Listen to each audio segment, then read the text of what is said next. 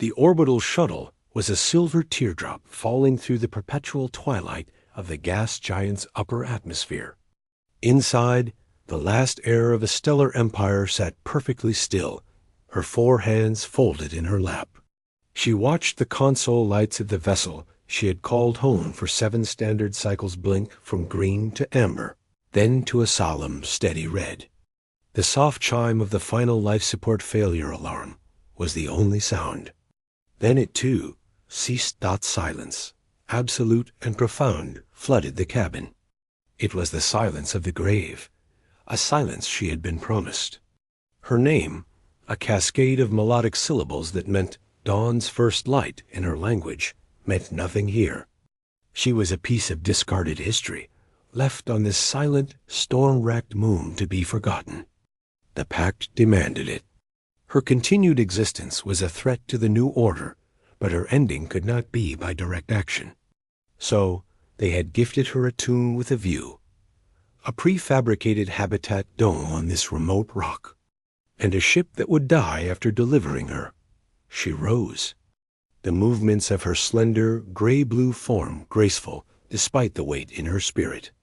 The hatch opened with a sigh, revealing the stark landscape of the moon. The sky was a forever tapestry of swirling ochre and violet, the light of the gas giant reflecting dimly on the black, glassy stone.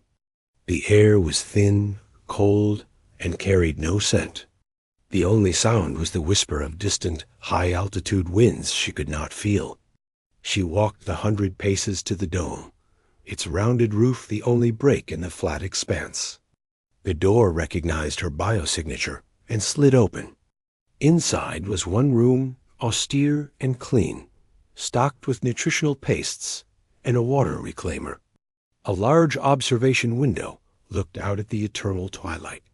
She sat on the provided resting platform. The silence was not peaceful. It was a pressure, a physical force. On her homeworld, the air was rich with sound, the harmonic hum of the crystal cities, the whisper of the wind through the silver forests, the distant, soothing song of the star tides. This silence was a denial of everything she was. It was the true weapon they had used against her. Not violence, but absence. She counted the cycles by the slow dimming and brightening of the ambient light as the gas giant's phases changed. She attempted to sing the songs of her childhood, but her own voice, alone and unanswered in the sterile dome, felt like a transgression. She stopped. The silence reclaimed its territory. On the 47th cycle, a new star fell from the sky. It was a streak of orange fire, cutting through the violet gloom with a violent, roaring sound that shattered the silence like glass. She rushed to the window, her primary hearts pounding. The object, a crude, angular vessel of welded metal and heat scarring, trailed smoke and attitude thrusters as it corkscrewed across the plain. It did not land so much as crash, skidding for half a kilometer in a shower of sparks and fragmented stone before coming to a lopsided rest. Its stern still smoking. Silence returned, but now it was a different kind. It was a silence of anticipation, of shock. She watched, frozen, as a hatch on the side of the wreck blew open with a pneumatic hiss. A figure emerged. It was bipedal, but so much more solid than her people. It was clad in a bulky, scarred environment suit, its visor tinted. It moved with a sense of agitated purpose, stomping around the wreck, kicking a landing strut, and then lifting its arms in a gesture that transcended species, pure, undiluted frustration. It pulled a tool from its belt and began hammering on a piece of hull plating. The metallic clang, clang, clang, clang echoed across the plain, a shocking, brutal noise. Her first emotion was terror. This was a disruption. The pact forbade contact. Then, a bitter realization. The pact was meaningless here. They had left her to die. This creature, whatever it was, could not make her any more dead. The human for that is what it was. Though she did not know the word, eventually ceased its hammering. It seemed to scan the horizon, its helmet turning, until the dark visor fixed on her habitat dome. It paused, then began walking toward her. She retreated from the window, pressing herself against the far wall. The exterior door chime sounded, a soft, polite tone absurd in the context. It sounded again. Then it was replaced by a heavy, gloved fist pounding on the composite material. Boom, boom, boom dot. She did not move. The pounding stopped. A few minutes later, a new sound came from the door's control panel, a screech of mismatched electronics, a beep of overridden protocols. The door slid open. The human stood in the entryway, its form blocking the dim light. It reached up and unlocked its helmet, pulling it off with a hiss of equalizing pressure. The face was strange. A single dense ridge of hair above its eyes, skin the color of weathered bronze, features that seemed carved from granite rather than shaped from clay. It looked at her, its eyes a deep brown. It did not bow. It did not show fear or reverence. It simply looked, its gaze assessing the dome, the supplies, and finally, her. Well, it said, its voice a rough, grating sound compared to her people's fluid tones. You're not a resupply depot. It spoke in its own language, but a small device on its suit's collar emitted a translated version in her tongue. The words flat and correct. She said nothing. Her vocal membrane tight with fear. The human nodded, as if her silence was an answer. Right, sorry about the door. Life support's critical on my scowl. Saw your dome. Thought maybe. Anyway, it looked around again, its nose wrinkling.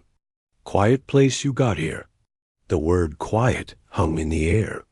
It was an observation, not an accusation. Not a weapon. I am. Alone, she managed to say, the word strange in her own mouth. Yeah, the human said, stepping fully inside and letting the door shut. It placed its helmet on a storage crate. Me too. Ship's comms are slag. Drives fused. I'm stuck until I can maybe rig the emergency beacon, but the output on that. It trailed off, its eyes meeting hers. You been here long? Many cycles, she whispered. Right. The human fell silent for a moment, just looking at her. It saw the elegance of her form, the despair in her large, dark eyes, the royal cut of her simple tunic now frayed at the edges. It was not a stupid creature. They just left you here. It was not a question. She nodded once, a sharp, pained dip of her head. The human's jaw tightened. It let out a long breath. Okay. It turned and walked back to the door. I'm next door, in the wreck. I'll be making noise. Trying to fix things. Don't be. Don't worry about it. It left, and the silence did not return. Instead, a new symphony began. The grating shriek of a laser cutter. The rhythmic thump of a hydraulic press. The human's voice, raised in song aloud, tonal, aggressively cheerful noise that clashed horribly with the dirge of the world outside.